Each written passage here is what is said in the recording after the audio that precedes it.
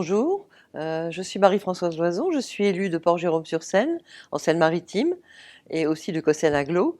Le projet dont je souhaite vous parler est un projet qui tient à l'habitat.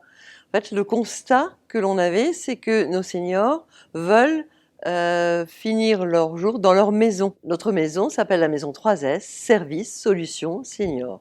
C'est vraiment une maison d'habitation. Quand vous rentrez dans une maison où il fait bon vivre et où tout est adapté.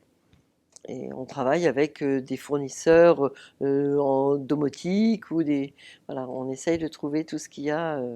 Alors, on était parti d'un projet qu'on avait vu sur Le Havre qui nous plaisait bien, mais on a voulu aller plus loin. Et en fait, l'idée était de trouver une maison, déjà de trouver avec un bailleur, une maison qui soit disponible et dans laquelle on puisse faire des travaux, mais des travaux simples et des travaux que des artisans locaux aient pu faire pour pouvoir justement reproduire ces travaux dans toutes les maisons de la cité ou du village avec des matériaux simples et aussi des astuces dans le mobilier, des astuces de bien-être aussi, avec comme exemple un monte-escalier, ou alors dans une salle de bain, garder la baignoire actuelle, mais avec tout ce qu'il faut pour pouvoir, sans risque, prendre des bains.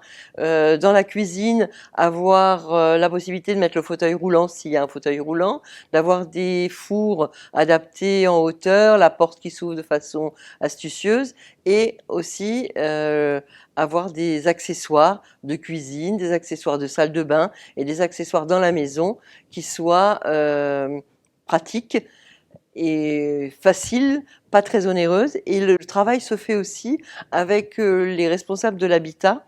Ça concerne différents services, puisque le service logement est forcément concerné pour justement pouvoir conseiller des familles qui arrivent et qui disent, bah voilà, moi mon logement me plaît, mais il n'est plus adapté à ma façon de vivre.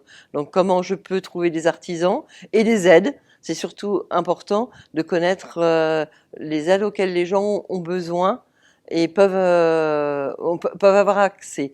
Donc on va avoir du personnel de notre CCAS qui va faire vivre cette maison et elle va servir aussi de point de ralliement de notre Conseil des sages